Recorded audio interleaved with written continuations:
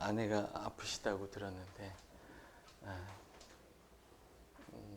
이 노래 제목은 Amazing Grace예요. 더 감동이 깊었습니다. 하나님의 은혜가 우리가 고난을 당할 때에도 늘 거기 계시고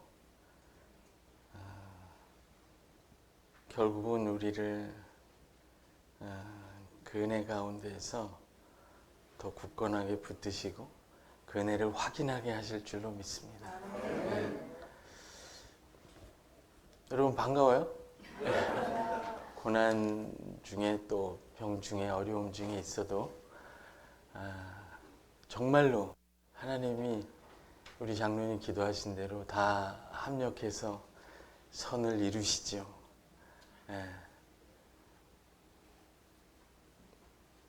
이 아멘이 확실하지 않은 것 같아요.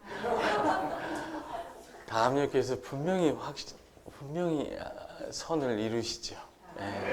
정말이에요. 정말 우리 이 길을 하나님을 따라 걸어오신 분들은 다 고백하는 내용이고 매번 고난 속에서 흔들리긴 하지만 너무나 확실한 일이에요.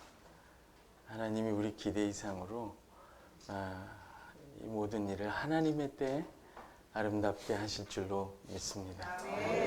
하나님이 우리 안에서 시작하신 착한 일, 선한 일, 너무나 아름답고 영광스러운 일이 틀림없이 다 이루어지고 우리가 그 영광을 볼 것입니다. 저도 한번 기도하겠습니다. 살아계신 하나님, 이 땅에 태어날 때는 홀로이고 어디서 와서 어디로 가는지 모르고 병과 가난과 고독과 비참 속에서 던져진 것처럼 살았는데 살아계신 하나님, 자기 아들을 보내시고 교회를 세우시고 믿음의 사람들을 통해 말씀을 통해 우리 성령 하나님의 뜨거운 역사로 우리 한 심령 한 심령 찾아오셔서 과연 하나님이 살아계시고 이 세상이 비극이 아니라 하나님이 창조하신 아름다운 세상이고 하나님이 계획하신 것이 있고 하나님이 사랑이시고 생명이시고 영원한 생명과 사랑의 하나님이심을 저희에게 알게 해주셔서 감사합니다. 이 모든 비참이 비참으로 끝나지 아니하고 하나님의 영광스러운 계획에 따라 아름답게 다 이루어질 것을 저희가 알고 믿고 하나님을 찬송합니다. 하나님, 우리 안에 뜨거운 살아있는 믿음을 일으켜 세워 주옵소서. 살아있는 소망으로 우리의 심령을 살려 주옵소서. 성령 하나님, 살아계신 우리 아버지 하나님의 뜨거운 사랑으로 우리의 심령이 다시 불붙게 하여 주옵소서.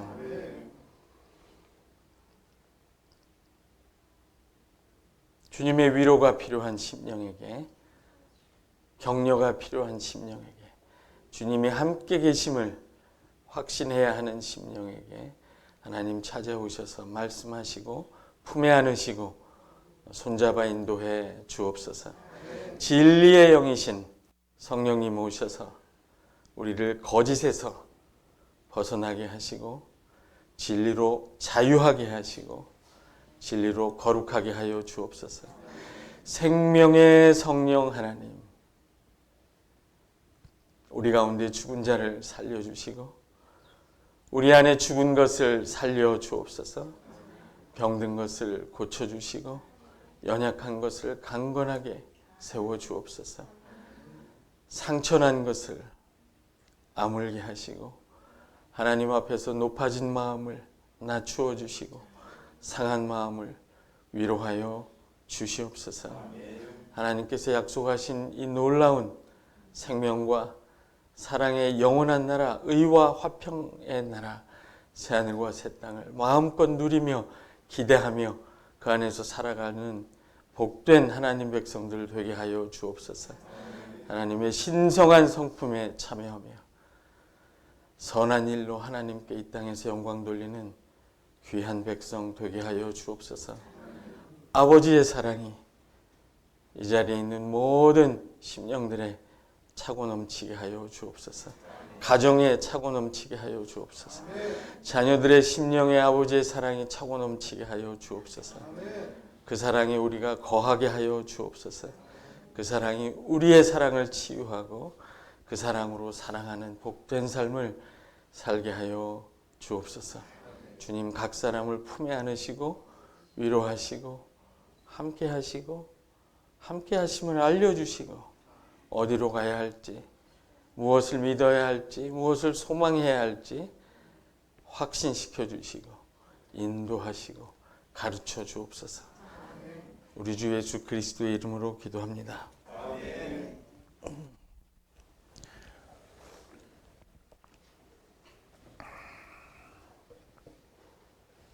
오늘 말씀을 이렇게 보면요, 저를 보지 마시고 말씀을 보셔도 돼요.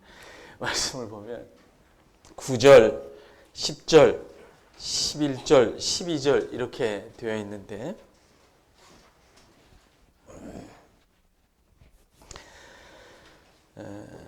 딱 보기 좋게 두 부분으로 나뉘어 있습니다. 9절, 10절은 우리가 누구인지를 알려줘요. 여러분, 세상 사람들이요, 일평생 자기가 누군지 모르고 사는 사람도 부지기수예요. 9절하고 10절은 우리가 누구인지를 알려줍니다. 특별히 세상에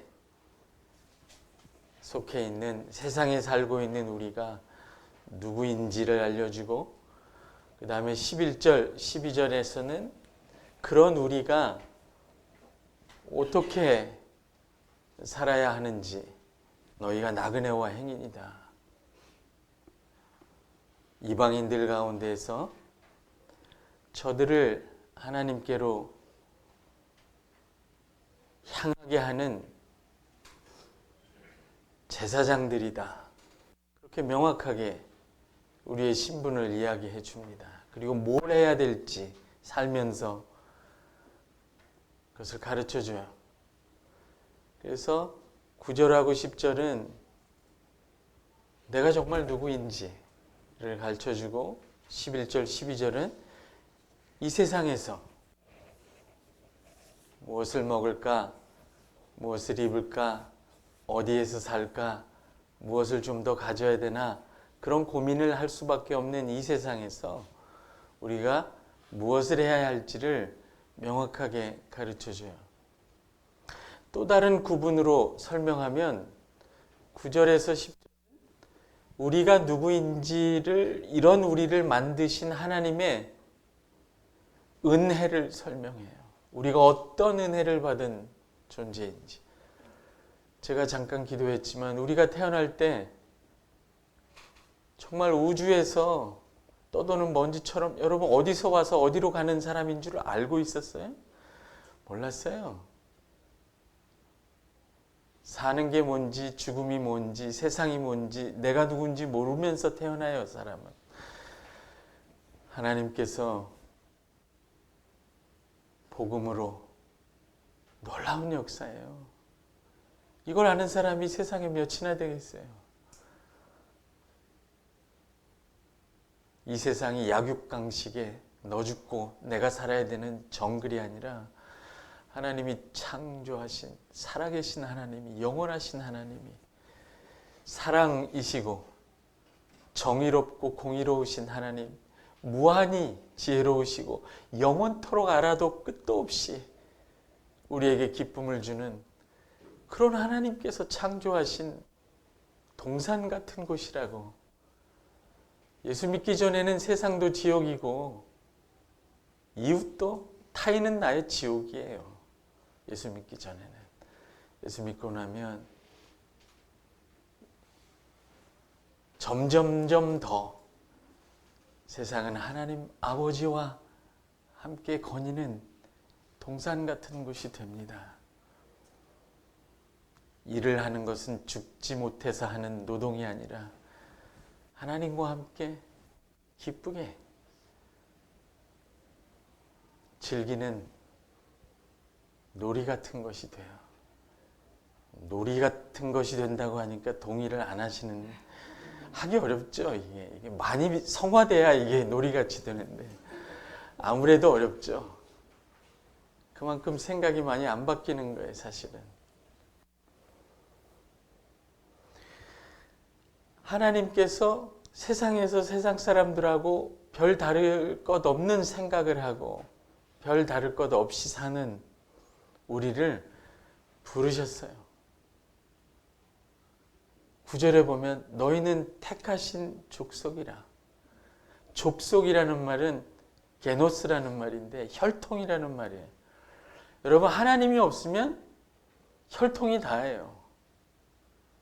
제가 옛날에 온양 온천에 가서 온천에 들어갔는데 아버지랑 아버님 살아계실 때, 거기가 좀 충청도 보수적인 곳 아니에요. 탕 안에서 저한테 묻더라고. 무슨 성이 뭐냐고. 채 씨라고. 그랬더니 그때부터 종친회를 시작하는 거야. 네 성이 뭐냐, 그 성에 종친회가 있냐, 어디 있냐. 세상 사람들이요, 이렇게 저렇게 모여도 혈통이 다예요. 그게 잘 안 바뀌어요.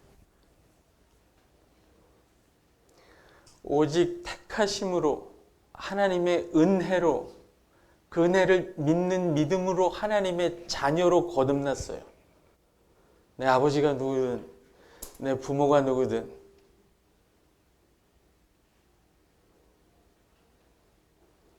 내 아버지가 금수저 집안이면 자식도 금수저를 물고 나오는데, 아버지가 흙수저면 자식도 흙수저를 달고 살아야 되죠. 그러니까 세상이 불공정하다고 말하고 공정하기를 그렇게 원하잖아요. 그런 세상이 되면 좋죠. 되어야 하죠. 그러나 복음은 그것보다 더 놀랍고 큰 거예요. 아멘 안 하셔도 사실이에요. 여러분의 아버지가 살아계신 하나님 아버지, 여러분의 조상에 뭐 역적이 있었든 영웅이 있었든 아무런 상관이 없어요. 그 교회에서 목사님이 교회 부흥했다고 자식 새끼한테 세습하는 것처럼 어리석은 일은 없죠. 택하신 족속이에요. 혈통이 다 달라요. 최 씨, 김 씨, 이 씨, 박 씨, 교회는 다 이런 사람들로 모여 있지만 너희도 혈통은 혈통인데 택하신 혈통이라 그 말이에요. 세상에 속해 있어서 혈통에 속해 있지만 하나님의 택하신 은혜로 하나님의 자녀가 된 백성이라는 거죠. 혈통을 뛰어넘는 유일한 집단이에요, 교회는 사실.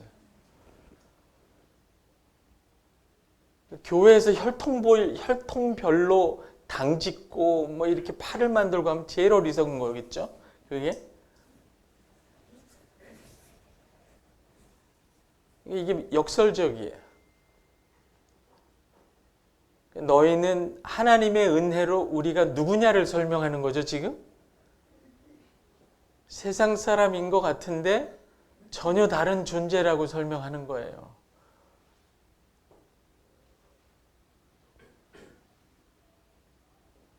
그러니까 한국 사회에서 혈연, 학연, 지연으로 다 움직이는데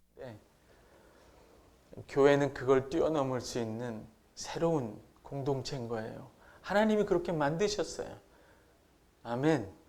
이게 우리의 부르심인 거예요, 사실은.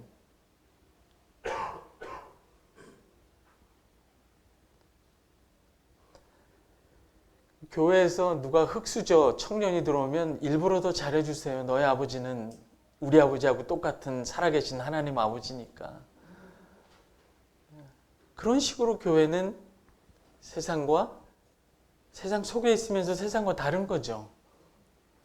그게 택하신 족속이라는 뜻입니다. 9절에 왕 같은 제사장이라고 했는데 사실은 제사장 나라라는 뜻이에요. 나라, 바실레이온 나라. 여러분, 교회도 한 나라예요. 여기도 법이 있습니다. 우리도 대통령이 있어요. 우리 왕이 있어요. 법이 있어요. 성경이 법이에요. 대한민국이 한 나라인 것처럼 교회도 전 세계에 흩어져 있는 하나의 나라입니다. 왕이 있고 법이 있습니다. 그래서 세속 정부가 성경에 맞지 않는 법을 요구하면 순종하지 않을 권리가 있어요. 우리는 우리의 왕을 섬기고 있는 거예요. 그래서 여러분은 이중 국적자예요. 대한민국이 좋아요? 하나님 나라가 좋아요? 대한민국도 좋아요. 그러나 둘 다 좋죠. 하나님 나라 백성이에요. 이게 굉장히 큰 거거든요. 근데 제사장 나라라고 해요. 특별히 모든 나라는 목적이 있습니다. 국가 이념이 있죠. 프랑스는 국가 이념이 뭔가요? 자유평등 박애. 대한민국은 국가 이념이 뭔가요? 70년대 이후로 잘 살아보세요. 나라로서 교회가 갖는 목적이 뭔가요? 참 이상해요, 여러분. 너희는 제사장 나라다 이렇게 얘기해요.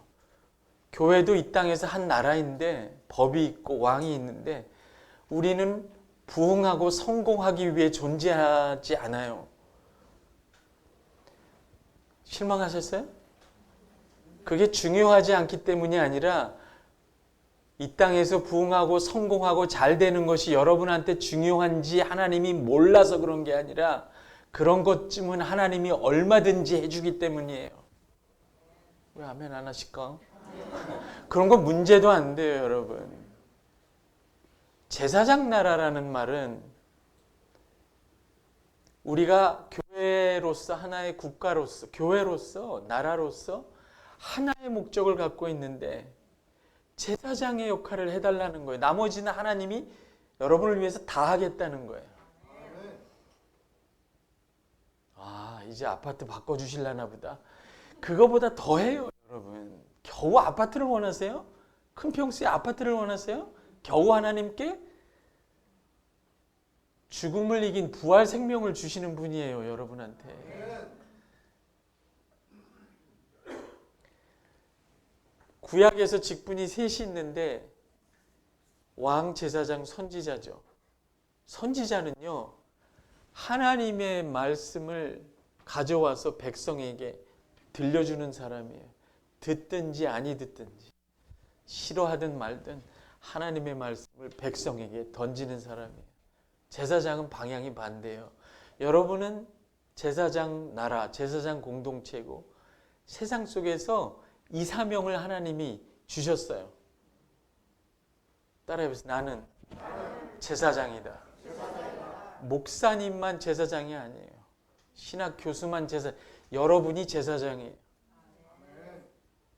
여러분 안에 영원한 속죄 제물인 예수 그리스도가 계세요.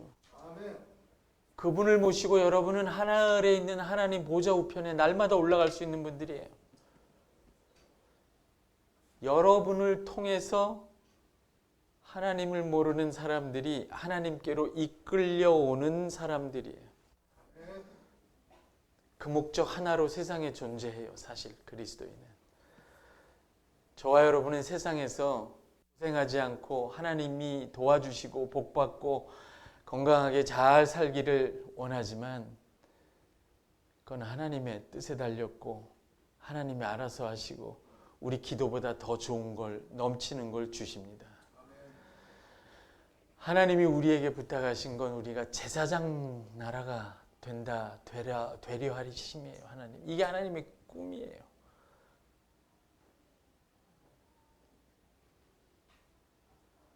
하나님이 우리 인생에 부여하신 가치예요, 이게.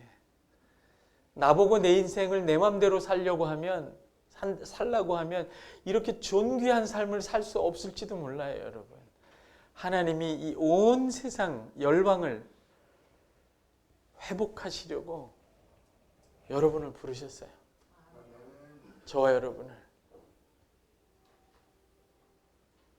이 세상이 죄와 폭력과 죽음과 허무에 갇혀서 인간이 할 수 있는 일이라고는 바벨탑을 쌓아 하나님을 대적하는 그 일밖에 없었을 때, 창세기 11장이죠. 창세기 12장을 넘기면 하나님이 한 사람 아브라함을 부릅니다. 내가 너로 열방에 복이 되게 하겠다. 내가 너를 통해 열방을 다 내게로 되돌리고 이 세상을 회복하게 하겠다. 얼떨결에 예수 믿지만 우리 인생은 하나님의 계획 때문에 뜻밖의 너무나 가치 있는 것이 됩니다. 여러분은 일하고 돈 벌고 승진하기 위해서, 예수 믿어서 더 잘 되기 위해서 직장에 가는지 모르지만 하나님은 예수 믿는 당신을 직장에 보내심으로 예수 믿지 않는 사람들로 하여금 예수 믿는 사람이 어떤 건지 그나마 조금 냄새를 맡게 하세요. 이 세상이 죄와 죽음과 허무 밖에 없는 세상이 아니라 하나님과 하나님의 나라가 있다는 사실을 그런 생각 안 하고 직장 가는 여러분을 통해서라도 하나님이 드러내신단 말이에요. 그래서 우리 인생은 하나님 때문에 뜻밖의 너무나 가치 있게 됩니다. 하나님의 계획이에요. 제사장 나라. 제사장은 부족하고 힘들고 어려운 세상에 있는 고단한 모든 사람들을 끌고 하나님께로 나아가는 사람이에요. 본인이 고난이 있고 허물이 많아도 제사장 할 수 있어요. 왜냐하면 저 사람 허물이 많고 고난이 많구나 하면 그걸 보는 사람들이 옆에 더 가까이 와요. 완벽한 사람보다. 저 사람은 고난받고 저렇게 허물이 있고 어려움을 당하는데도 낙심하지 않네. 저 사람 안에는 뭐가 있지? 난 이렇게 절망스러운데 이 사람은 왜 낙심하지 않지? 일요일날 어디 갔다 오는데 갔다 오기만 하면 좀 달라져. 월요일은 좀 달라. 화요일은 나하고 똑같은데 일요일날 어디 가는 것일까? 이렇게 생각하는 거예요. 하나님을 가리키는, 이걸 의도적으로 하면 성숙한 신자죠. 대부분은요, 그냥 하나님께 위로받고 하나님께 사랑받고 하나님 돈 주세요, 뭐 주세요 그러면서 따라가더라도 그 사람이 세상 속에서 하나님을 모르는 이방인들 앞에서 하나님과 그의 나라를 가리키는 깃발이 됩니다. 여러분은 깃발이에요. 그냥 깃발로 멋있게 펄럭이지 안 그래도 그냥 깃발이에요. 부정적인 의미에서도 깃발이에요. 죄짓고 고난받고 낙심하고 쓰러져 있을 때라도 여러분은 하나님 믿는 걸 부인할 수 없어요. 울면서 고난받으면서 회개하면서 걸어가잖아요. 그 모습도 믿지 않는 사람들에게는 신기한 거예요. 하나님을 가리키는 깃발이에요. 그래서 제가 여러분이 제사장이라 할 때 그렇게 멋있고 완벽한 제사장만 얘기하는 게 아니에요. 물론 적극적으로 선을 행하고 하나님의 이름을 증거하면 더 바랄 게 없겠죠. 그러나 실패할 때라도 죄를 짓고 낙심했는데도 그만하면 나가 떨어지고 인생을 포기할 때가 됐는데도 그렇게 하지 않잖아요. 그래서 우리는 이 세상에서 하나님을 가리키는 제사장 역할을 하게 됩니다. 제 친구 중에 하나 지금 정말 개과천선했어요. 제가 군에 있을 때 만난 친구인데 저를 따라서 제대하고 우리 교회 청년부에 잠깐 왔어요. 저는 우리 교회 청년부 어떤 상태인지 알고 있었어요.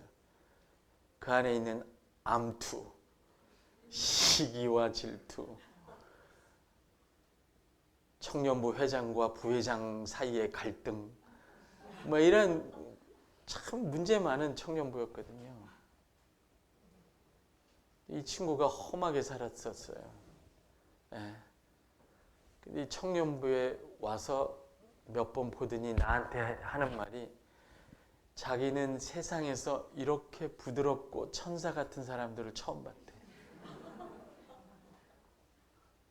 이해가 안 됐지만 걔 눈에는 다 천사같이 보인 거예요. 세상은 그것보다 훨씬 험하거든요.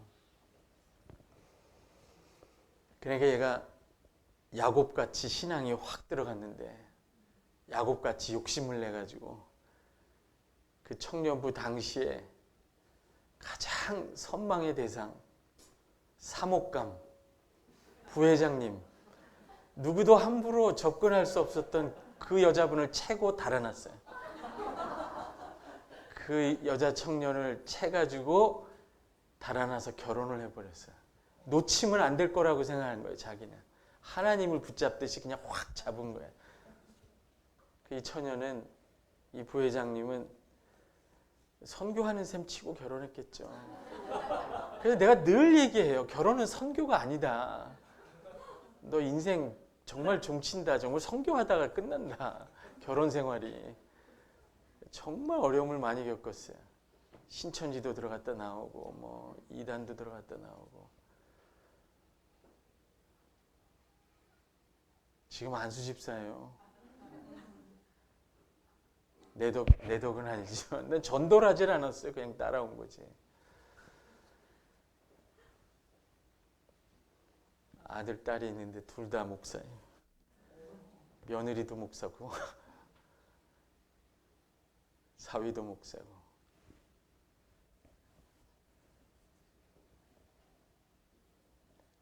여러분은 그냥 제사장이에요. 그걸 알면 더 잘할 것이고 몰라도 그냥 제사장이에요. 여러분은 돈 벌러 직장에 가시겠지만 하나님 돈이 없으세요? 그게 제사장 나라다 하는 거예요. 거룩한 나라라고 되어 있는데 거룩한 민족이에요. 원문은 에스노스라는 말인데 우리가 누구냐? 하나님의 은혜로 말미암아 우리가 누구냐 하는 걸 설명하는데 민족이죠.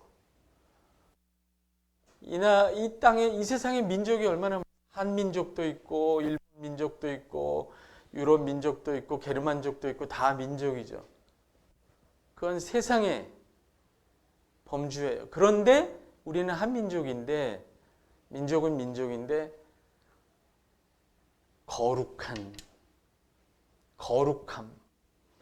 아버지의 거룩함을 따라 그 아들을 통해 성령을 통해 하나님의 거룩함을 선물로 받은 거룩한 민족이라는 거예요.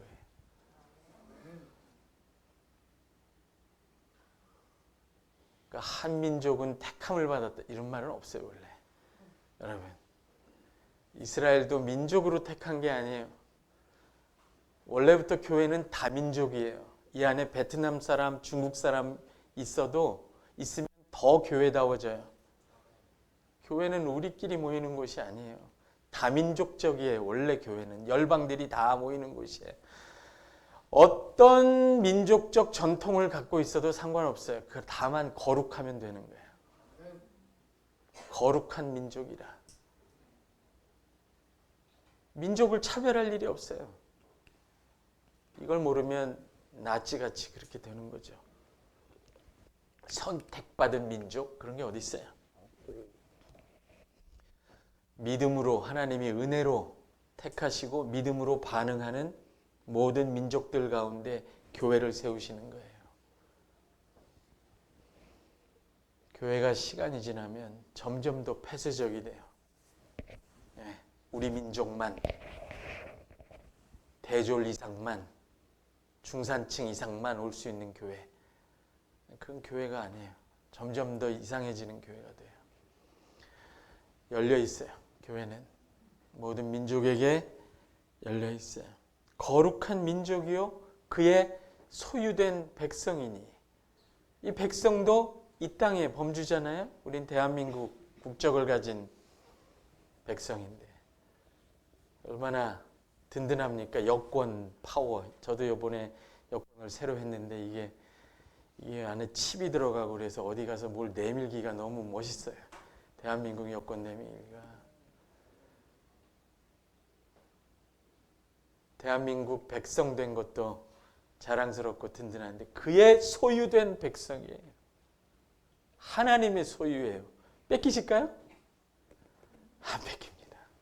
여러분을 마귀에게도 안 뺏기고 죽음에게도 안 뺏겨요.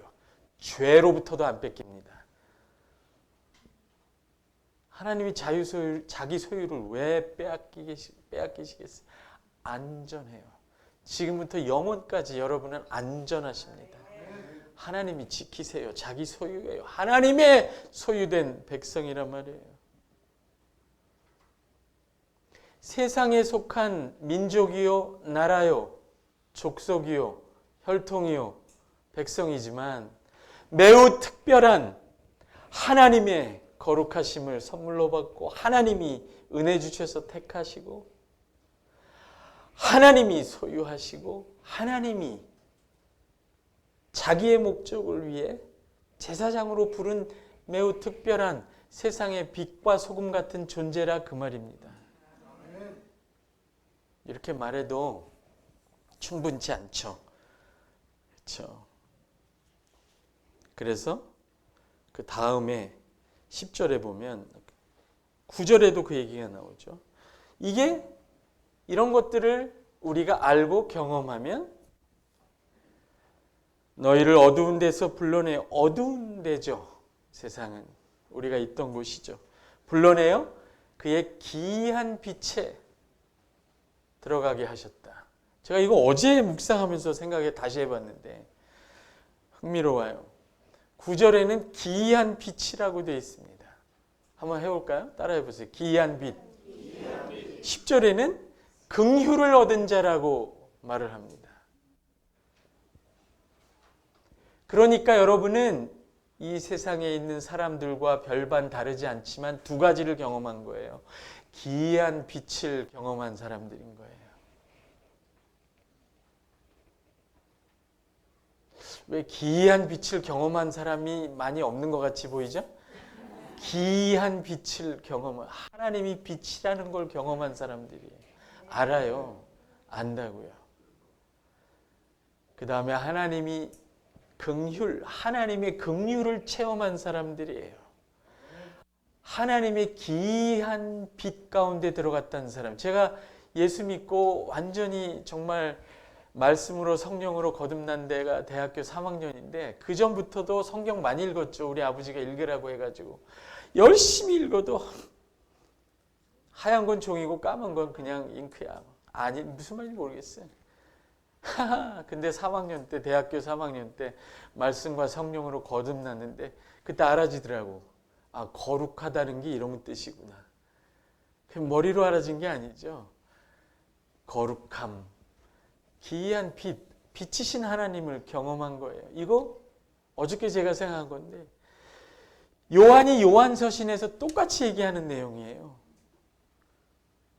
제가 지난번 왔을 때 요한서신에 대해서 설교했습니다. 모르셔도 돼요. 상처 안 받아요. 저만 기억하면 되지 뭐. 요한서 1서에 보면 하나님은 빛이시다. 하나님은 사랑이시라. 지금 베드로도 똑같은 얘기를 하고 있는 거예요. 아, 가만히 보니까 베드로하고 요한하고 사도행전을 보면 늘 같이 다녔어. 같이 다니면서 뭐 했겠어요? 밥 먹으면서 이런 얘기 했겠지. 뭐 하나님 빛이시야. 뭐 하나님은 사랑이. 이게 똑같은 얘기예요. 그의 기이한 빛을 경험하고 여기도 뭐 김 집사님, 이 집사님 늘 같이 밥 먹고 일도 같이 하고 같이 다니면 나중에 신앙 고백도 비슷해져요. 요한도 베드로도 같은 얘기를 합니다. 이 내용을 조금 더 명확하게 설명합니다. 10절에 보면 너희가 전에는 백성이 아니더니 이제는 하나님의 백성이요. 이 말은 구약에서부터 신약까지 언약, 성경은 언약에 대한 거죠. 그 언약의 핵심적인 내용은 이겁니다. 나는 너희의 하나님이 되고 너희는 내 백성이 될 것이라. 이게 성경 전체의 요약이에요. 요약이에요. 그러니까 여기서 너희가 내 백성이 되었다는 말은 무슨 말이에요? 너희가 이제 내 백성이 되었다는 말은 내가 너희의 하나님이 되었다 이런 뜻이에요. 내가 너희에게 하나님이 되었으니까 너희가 내 백성이 된 거죠. 내가 너희의 하나님이 되었다라고 하는 것은 은혜입니다. 이게 얼마나 큰 은혜인지 몰라요. 하나님이 우리에게 오셔서, 여러분에게 오셔서 내가 너에게 너의 하나님이 되어주겠다는 거예요. 하나님이 내 하나님이 되면 제일 좋은 게 뭔지 아세요? 내가 하나님이 될 필요가 없어요. 내일 일을 걱정할 필요도 없고요. 죽음 후에 어떻게 될지 걱정할 필요도 없어요. 내 앞에 홍해가, 내가 가를 수 없는 홍해가 있어도 걱정할 필요가 없어요. 하나님이 홍해를 가르시는 분이에요. 내가 영광을 받지 않아도 상관없어요. 하나님이 나의 하나님이 되시고 그가 영광을 받으시면 내가 기뻐져요. 인간이 왜 피곤해요, 여러분? 언제 교회 나오기 싫어요? 아무도 안 알아줄 때, 아무도 인사 안 할 때, 열심히 일했는데 인정해주지 않을 때, 나를 하나님처럼 떠받들지 않을 때, 그런 것에서 자유합니다. 하나님이 나의 하나님이 되시면 인간은 비로소 쉴 수 있어요. 인간이 왜 피곤하냐면요, 하나님이 되려고 하니까 피곤해요. 재산을 그렇게 쌓아놓고도 잠이 안 오잖아요. 보험을 그렇게 많이 들었는데 또 걱정이 되잖아요. 왜 그래요? 그걸 끝까지 당신이 보장할 수 있어요? 내일 일을 모르는 사람이? 하나님이 없는 인생은 피곤하기 쉬지를 못해요. 쉬지를 못한다고. 나는 너의 하나님이 되어주겠다는 거예요. 어머니의 품 안에 있는 어린아이처럼 하나님의 품 안에서 아무것도 몰라도 하나님을 의지하고 쉴 수 있어요. 수고하고 무거운 짐진 자들아 다 내게로 오라. 내가 너희를 쉬게 하리라. 하나님이 나의 하나님이 되시면 비로소 쉴 수 있습니다. 맡기면 되거든요. 쉬세요. 여러분, 예수 믿고 쉬세요. 아멘 안 하시네. 일만 하실 건가? 내가 너에게 하나님이 되어줄 테니 너는 내 백성이 되어달라. 그게 하나님의 요구예요. 은혜고 요구예요. 그래서 그 이야기를 먼저 합니다. 그리고 10절에 너희가 드디어 긍휼을 얻은 자라 이렇게 얘기합니다. 제 설교는 이제부터 본론에 들어가요. 네. 긍휼을 얻은 자라. 하나님의 사랑을 입은 자라 하는 말이 10절에 나옵니다. 2장 10절에. 그런데 베드로가 사실 우리가 긍휼을 입은 자라는 게 무슨 뜻인지 택하셨다. 하나님이 나 같은 걸 택하셨다. 나에게 긍휼을 베푸셨다는 게 무슨 뜻인지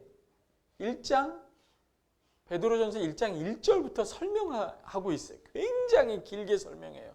그러니까 갑자기 베드로가 딱 주일날 강단에 올라와서 나그네와 행인 같은 여러분 욕심 부리지 말고 이 세상을 나그네와 행인같이 지나가십시오. 그렇게 말하지 않는 거예요. 난데없이 그렇게 얘기 안 해요. 이 베드로전서 2장 11절 한번 보세요, 여러분. 나그네와 행인 같은 너희를 권하노니, 거류민과 나그네 같은 너희를 권하노니 라고 말하기 전에 뭐라고 되어 있습니까? 사랑하는 자들아. 뒤집어 말하면 사랑을 입은 자들아, 그런 뜻이에요, 여러분.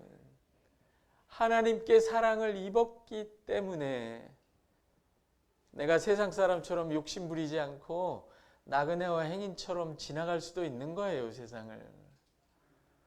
이걸 혼자 하려고 하면 못합니다. 여기서는 아멘 해도요, 밖으로 나가고 집값 얘기하고 직장 가서 연봉 얘기하고 이해 득실이 걸릴 때는 세상 사람들하고 별반 없이 될 가능성이 높아요. 이방인들 가운데서 착한 일이 아니라 그들과 같은 일을 할 가능성이 높아요. 그래서 사랑하는 자들아 이렇게 부릅니다. 너희가 어떤 사랑을 입었는지 한번 헤아려 보라, 이런 거예요. 헤아려 볼까요? 헤아려 볼까요? 헤아려 봐요. 긍휼 입은 자들아. 이 긍휼이라는 말이 앞부분에도 나옵니다. 베드로전서 1장 3절 4절 한번 보세요. 나와 있죠? 베드로전서 1장 3절 4절. 예. 3절에 보면 긍휼이라는 말이 나오는데 3절 4절 다 같이 한번 읽어봅시다. 베드로전서 1장 3절 4절 시작.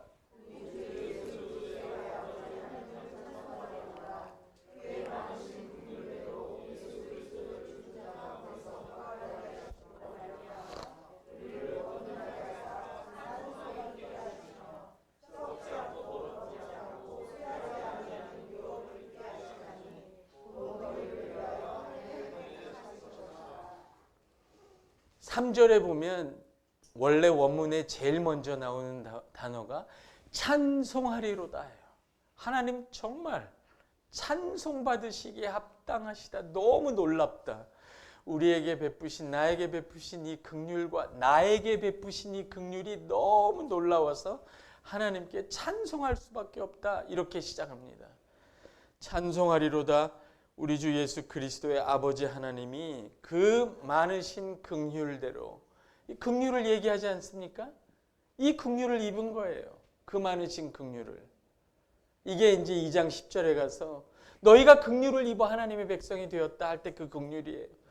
어떤 긍휼을 입었습니까? 그 많으신 긍휼대로, 제일 먼저 나오는 게 그 많으신 긍휼대로 내 아파트 평수를 늘려주심으로 말미암아, 이렇게 돼 있어요.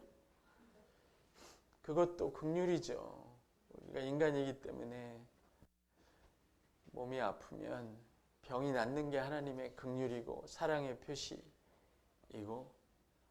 돈이 없으면 돈이 생기는 게 하나님의 사랑의 표시고, 그렇게 느끼죠. 이해할 수 없는 일이 일어나요.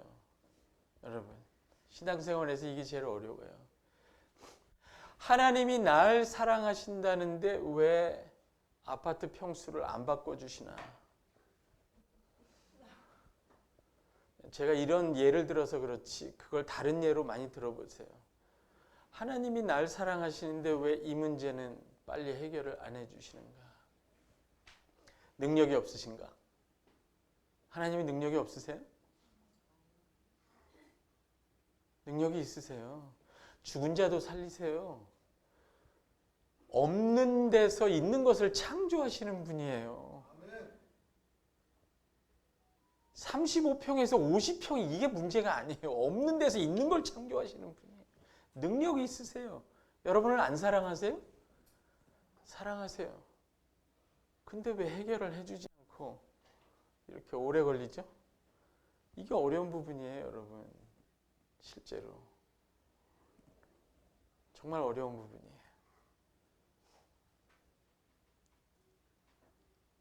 하나님의 사랑, 나를 향한 사랑, 이게 다 시험거리예요. 시험거리라고.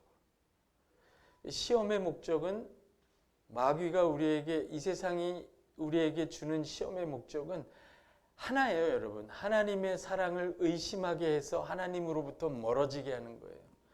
시험을 이긴다는 건 무슨 뜻이냐면 어떤 경우에도 하나님의 사랑을 의심하지 않는다는 거예요. 이게 어렵거든요. 욥을 보세요, 여러분.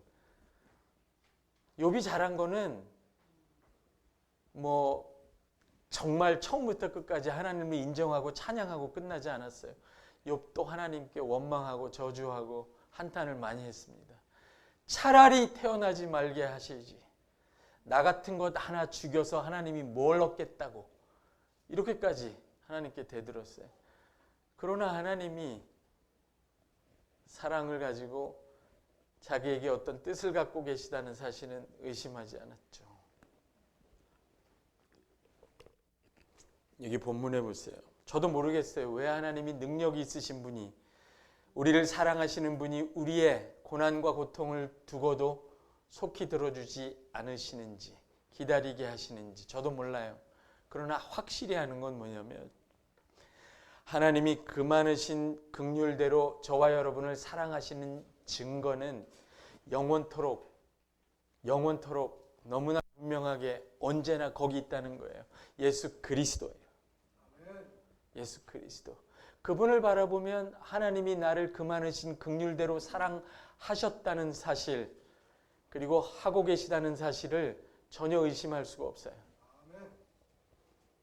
언제 내 삶에서 그 사랑을 예수 그리스도의 십자가에서 증명하신 나를 향한 그 많으신 긍휼을 구체적으로 내 삶에서 어떻게 증명하실지는, 언제 하실지는 모르지만 이건 의심할 수 없는 거예요. 아멘. 여기에 우리 신앙의 기초가 있고 이걸 붙들고 버티고 기뻐하고 믿음으로 소망으로 전진해야 합니다. 하나님의 때에 하나님이 아름답게 하실 거예요.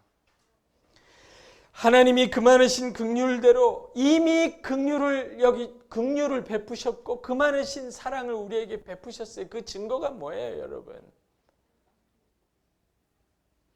예수 그리스도예요. 자기 아들을 우리에게 주셨어요. 예수 그리스도의 죽은 자 가운데서, 이게 얼마나 놀라운 은혜요 긍휼인지 말로 다 할 수 없어요. 왜 죽었어요, 예수님이 여러분? 저와 여러분의 죄 때문에 죽으셨어요. 우리가 죄로부터 자유하고 죄책감에서 자유하고 죄를 벗어버리고 죄의 통치에서 벗어나고 죄로부터 깨끗하게 씻음을 받고 깨끗하고 정직한 심령으로 하나님 앞에서 사람 앞에서 깨끗한 양심으로 살 수 있도록 해주셨어요, 여러분. 이게 얼마나 놀라운 은혜인지 말로 다 할 수 없는 은혜예요, 여러분. 여러분, 세상 사람들이 평생 죄책감, 죄의식을 가지고 밤새 괴로워하며 술 마시며, 여러분 밤새 그것 때문에 평생을 고통당하며 사는 것을 보세요.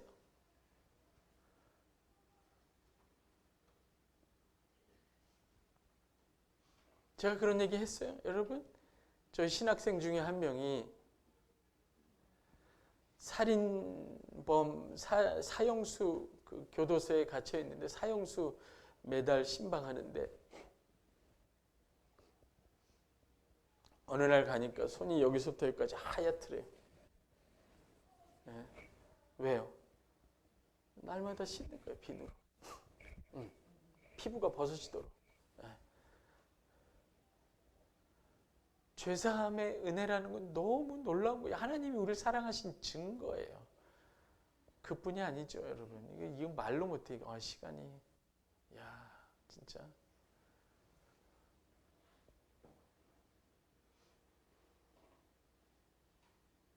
죄는 레위기식으로 하면 오염입니다. 오염. 더러운 것이에요. 우리가 이 세상에 사는 한 이 오염, 더러운 것에 감염되고 이거 벗어나지 못하죠. 여러분, 우리가 죄에서 벗어나는 것처럼 하나님이 죄가 없는, 오염이 없는, 거룩한 나라를 여러분에게 약속하셨어요. 지금은 그게 여러분의 심령에밖에 없지만 나중에 새하늘과 새 땅으로 나타날 거예요. 여러분의 죄 없는 오염되지 않은 부활 육체로 여러분에게 주어질 거예요. 이게 그리스도의 십자가가 하신 일이에요. 너무나 놀랍죠. 아, 참 제가 약속한 시간이 있구나. 네. 넘어가요. 네. 죽은 자 가운데서 부활하심으로 말미암아 여러분, 이것도 하나님이 우리를 사랑하신 증거입니다. 여러분, 예수님이 죽은 자 가운데서 부활하셨어요. 예수님 믿으세요? 예수님과 함께 연합하여 세례 받으셨죠? 예수님이 여러분 안에 계시죠? 그분은 죽음을 이기신 분이에요. 여러분하고 죽음이 가까워요? 그리스도하고 여러분이 가까워요? 그리스도가 가까워요. 여러분이 죽으셔도 여러분은 그리스도 안에 있습니다. 그의 부활하신 생명 안에 있어요. 죽음도 그리스도와 여러분을 갈라놓지 못합니다. 죽음은 그냥 옷을 갈아입는 거예요. 죄와 죽음과 허물로 더러워진 육신을 벗고 잠시 기다렸다가 의와 생명과 영원한 부활 육체를 입는 거죠. 그 사이에 여러분은 그리스도와 분리되어 있지 않아요. 어려우세요? 그리스도 안에 그의 부활하신, 죽음을 이기신 부활 생명을 가지신 그분과 연합해 있다는 것이 얼마나 놀랍고 놀라운 선물이고 하나님이 여러분을 그 많으신 긍휼로 사랑하신 증거입니다. 이것이. 제가 얘기하잖아요. 연봉이 얼마면 부활 생명을 사시냐고요. 이쪽이 돈을 많이 버시는 것 같은데 연봉 5억으로 합시다. 5억으로. 여러분 연봉 5억 가지고 제가 얘기하잖아요. 2억 5천으로 정관장 드시고 2억 5천으로 한약 따려 드시면 부활 생명이 생겨요? 예수 믿지 않는 사람이? 불가능한 얘기예요. 놀라운 이야기예요. 이게 하나님이 날 사랑하신 증거 아니에요, 여러분. 내게 하나님이 부활 생명을 주셨습니다. 부활하심으로 말미암아 우리를 거듭나게 하사, 거듭나게 하셨다는 것은 성령을 보내셨다는 거죠. 그 이전에 예수님이 죽고 부활하셔서 성령을 보내시기 위하여 승천하셨어요. 여러분, 하나님 보좌 우편에 올라가셨어요. 야, 제가 오늘 진짜 제 시간에 끝내기로 결심을 했는데 부활 승천하셨어요. 이게 에베소서 2장 4절이죠. 여러분하고 읽었던 것 같은데 다시 한번 보세요. 에베소서 2장. 에베소서 2장 4절, 5절, 6절 다 같이 한번 읽어봅시다. 에베소서 2장 4절, 5절, 6절. 에베소서 2장 4절, 5절, 6절 다 같이 읽어요. 시작.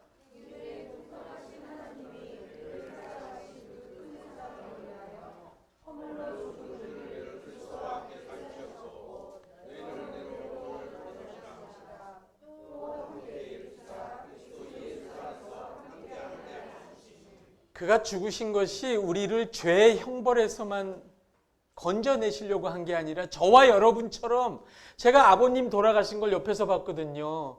그 영혼이 떠난 육체는 정말 비참하더라고요. 모든 영광과 생기가 떠난 육체는, 인간은 비참 속에 있습니다. 여러분, 하염없이 비참해요. 여러분이 몇 평 아파트에 살든 인간은 너무 비참한 거예요. 이 비참한 인생 속에 지극히 높으신 하나님의 아들이 걸어 들어오셨어요. 그가 십자가에서 이렇게 기도하십니다. 나의 하나님 어찌하여 나를 버리셨나이까. 여러분, 버려졌다고 느끼세요 혹시? 이 비참 속에? 이 비참 속에 나 혼자 있다고 생각하세요? 여러분, 예수님, 여러분이 믿는 예수님이 이렇게 기도하셨어요. 나의 하나님 어찌하여 나를 버리셨나이까. 여러분이 심지어 잘 들으세요. 하나님께 버림받았다. 나는 나의 죄와 그 죽음과 비참과 어리석음 때문에 하나님께 버림받았어 라고 느끼는 그 자리에라도 나의 하나님 어찌하여 나를 버리셨나이까 라고 말씀하신 그분이 거기 계세요. 여러분은 버려질 수가 없어요. 그러니까 이해하세요? 하나님이 없구나, 나는 하나님도 날 버리셨구나라고 여러분이 느끼는 때라도 하나님께 버림받았다고 말하신 여러분을 그 버림받은 자리에 찾아오신 그 하나님의 아들이 여러분과 함께 있어요. 세상에 이거보다 더 큰 사랑이 어디 있습니까, 여러분? 나는 죄와 죽음 때문에 완전히 하나님께 버림받아서 여긴 지옥이야. 거기에 그 비참에서 우리를 끌어올리시기 위하여 거기까지 나를 찾아오신 그분이 거기 나와 함께 계신단 말이에요. 그분이 거기 있는 나를 끌어올리셔서 어디까지 올리셨어요? 하나님 보좌 우편에 앉히셨습니다. 여러분은 어디에 앉아 있다고요? 거기 어떻게 올라가셨어요? 승진하셨어요? 일 열심히 하셔서 승진하셨어요? 그냥 올라갔어요. 은혜로. 그걸 영광이라고 해요. 영광. 와, 진짜 평생 직장 생활해도 부장 되기 어렵고 상무 되기 어려운 세상에 어떻게 갑자기 예수 믿고 그 비참해서 하나님 보좌 우편까지 앉습니까, 여러분? 여러분이 토플을 봤어요, 무슨 토익을 했어요, 뭐 시험 여러분이 뭘 잘하셨죠, 열심히 하셨지. 근데 그것 때문에 올라간 게 아니라고요. 그렇죠? 예수 그리스도로 말미암아 하나님 보좌 우편에 앉아 있습니다. 제가 얘기하잖아요, 여러분. 직장에서 믿지 않는 회장으로 합시다. 이왕하는 믿지 않는 회장님이 높아요. 말단 직원인 여러분이 높아요. 대답 안 하세요? 식사 안 하실래요? 누가 높아요? 교회에서 누가 제일 높아요? 그러면 장로가 높아요? 뭐 평신도가 높아요? 성도는 다 하나님 보좌 우편에 앉아 있는 거예요. 뭘 싸워요? 교회에서 무슨 누가 높으냐 자랑을 할 수가 없어요. 예수 믿는 것 하나로 하나님 보좌 우편에 앉은 사람들이 성도예요. 여러분이에요. 이거보다 더 어떻게 하나님이 여러분을 사랑하십니까? 주여, 내가 부장 되게 하시옵소서. 나는 너보다 더 높은 걸 줬어. 이미 네 기도하기 전에 예수 믿을 때 하나님 보좌 우편에 앉게 해주셨단 말이에요. 영광스러운 자리예요. 하나님 보좌 우편에. 거기에 여러분이 앉아있다는 걸 잊지 마세요. 여러분, 특별히 월요일날 출근할 때 잊지 마세요. 잊지 마세요. 그러면 왜 비굴한 일을 합니까? 왜? 이방인들 가운데 선한 일을 할 여유가 생기죠. 이깟 세상 나그네와 행인으로 지나갈 여유가 생기죠. 그래서 나그네와 행인으로 지나가는 거예요. 자리 다툼으로 치고받고 세상 사람처럼 멱살 쥐고 하나님의 이름 땅에 떨어뜨리지 말고 그럴 필요가 없다는 거예요. 근데 여기서 끝나면 좋겠지만 이 보세요. 여러분이 좋죠. 거듭나게 하사 3절 산 소망이 있게 하신다고 그랬죠. 산 소망 따라해보세요. 살아있는 소망.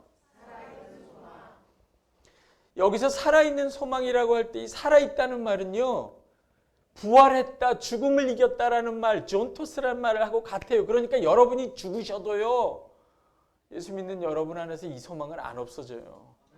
죽음을 이긴 소망이거든요. 여러분이 믿고 싶지 않다 해도 이 안에서 이 소망이 일어납니다. 죽음을 이긴 소망이에요. 이 소망이. 여러분 안에 주신 소망이. 이 소망의 내용이 무엇인가? 4절에 있습니다. 썩지 않고 더럽지 않고 쇠하지 않는 유업입니다. 한번 따라합시다. 제가 순서를 좀 바꿔서 더럽지 않고 썩지 않고 쇠하지 않는 기업. 저를 보세요, 여러분.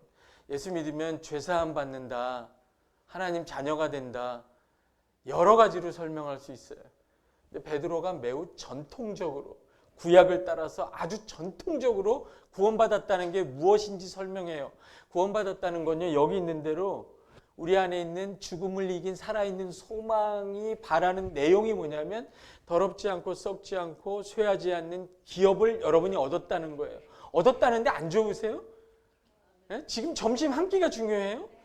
더럽지 않고 썩지 않고 쇠하지 않는 기업을 여러분이 얻으셨다, 줬다는 거예요. 그리고 그것을 얻었고, 이미 얻었고, 따라서 이미 얻었고, 확실히 얻고, 얻을 수밖에 없어요.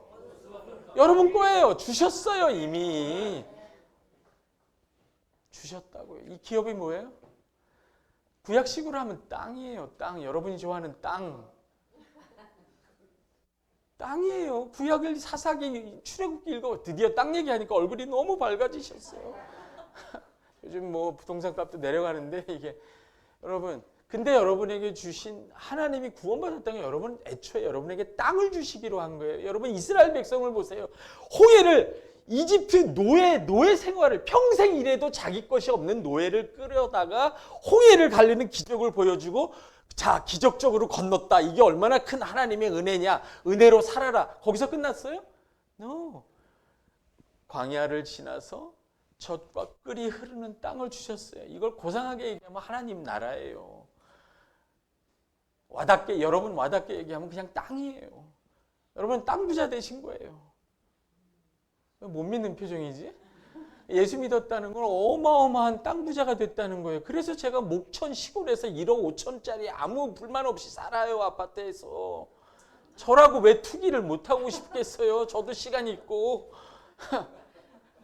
할 필요가 없어요. 뭐하러 그걸 그렇게 시간을 낭비해요. 뭐 주면 할 수 없지. 뭐 주면은 어떻게 주면은 누려야지 뭐. 근데 그걸 공들여 하고 싶진 않다는 거예요. 온유 환자가 땅을 차지한다고 안 해요? 여러분은 이미 땅 부자라고. 왜 여기 삼성에 땅값 올라갈 때 내려갈 때마다 이렇게 신앙의 뜨거움이 올라갔다가 내려갈 때 이게 왜 달라져요? 그럴 이유가 없다고요, 여러분. 세상 사람하고 다르게 살 수밖에 없도록 하나님이 긍휼을 베푸셨어요. 땅을 주셨다니까요. 어떻게 더해요? 여러분이 우리가 좋아하는 걸 줬는데. 에? 근데 문제는 이게 하늘에 간직돼 있다는 거지. 게다가 특징이 또 있어. 그냥 땅이 아니야. 삼성의 땅이 아니라 더럽지 않고 썩지 않고 쇠하지 않고 뭐 이렇게 많어. 그냥 땅은 땅이지. 더럽지 않다는 건요. 아까 얘기했잖아요. 죄가 없다는 뜻이에요. 죄와 더러움은 같은 거예요. 썩지 않는 땅이라는 건 뭐예요? 죽음이 없는 땅이에요. 그 비교가 되죠. 쇠하지 않는다는 건 뭐예요? 허무하지 않은 땅이라는 거예요. 하나님이 여러분에게 주신 건 땅입니다. 제가 확실하게 얘기할게요. 여러분 땅을 받으신 거, 예수 믿었다는 건 뭐 고상하게 표현하는데 뭐 이신칭의, 그거보다 난 땅을 받았다는 게 더 좋아. 확실해 이게. 구약에서도 그런 거예요. 하나님이 땅을 주시고 그 땅에서 같이 살자고 여러분을 부른 거예요. 그게 하나님의 자녀된 권세입니다. 하나님 그 땅을 물려주셨어요. 근데 그 땅이 더럽지 않고 죄가 없는 땅이에요. 더 이상 죽음이 없는 땅이에요. 허무하지 않은 땅이에요. 뒤집어 말하면 뭐예요? 여러분 뒤집어 말하면 이 땅은, 이 세상은 아무리 땅이 많아도 더럽고 썩어지고 허무한 땅이에요. 집에 가서 집문서를 만지면서 한번 생각해 보세요. 좋죠? 땅 많으셔서. 근데 그 땅은 이 세 가지를 못 피해요. 더럽지 않고 더럽고 썩어지고 허무함을 못 피하는 땅이에요. 그리고 죽을 때 다 놓고 가요. 그 여러분 어느 걸 가질래요? 그러면 어떻게? 더럽고 썩어지고 허무한 땅을 가지실래요? 더럽지 않고 썩지 않고 쇠하지 않는 땅을 가지실래요? 말 안 하잖아요. 왜? 두 개를 다 달라는 거지. 만약 택해야 된다면 이쪽 거는 이미 갖고 있는 거예요. 여러분 이 세상에 땅 많이 가지세요. 그러나 기억하세요. 그 땅은 더럽고 썩어지고 허무한 땅이고 가져도 더럽고 썩어지고 허무하게 될 가능성이 높아요. 가질수록. 그게 세상의 특징입니다. 그러니까 베드로전서가 이 수신자들에게 복음을 이렇게 전하는 거예요. 너희 안에 산 소망이 있고 이게 예수 그리스도가 우리에게 주신 긍휼이요 복음의 내용인데 너희가 더럽지 않고 썩지 않고 쇠하지 않는 나라 땅을 너희가 갖게 되었다. 그러니 너희는 이 세상에서 나그네와 행인으로 지나갈 수밖에 없죠. 당시 로마가 그렇게 화려하고 그렇게 위협적이고 그렇게 멋있고 강대해도 이 예수 믿는 소장농들, 노예들은 나는 더럽고 썩지 않고 쇠하지 않는 나라를 가진 사람이야. 이 더럽고 썩어지고 허무한 로마가 아무것도 아닌 게 보이기는 거예요. 그게 그냥 나그네와 행인처럼 지나갈 수 있게 된 거예요. 집안 노예인데 집주인이 안 부러운 거예요. 로마 황제가 하나도 안 부러운 거예요. 너희는 더럽고 썩어지고 허무한 땅에서 영원히 살아. 나는 더럽지 않고 썩지 않고 쇠하지 않는 기업을 받은 사람이야. 나는 이 나라 사람이야. 나는 여기서 지나갈 거야. 이렇게 나그네와 행인으로 지나가며 제사장 역할을 하는 거죠. 마지막으로 하늘에 간직됐다고 그래서 여러분이 불만이 많으신데요. 이 얘기만 할게요.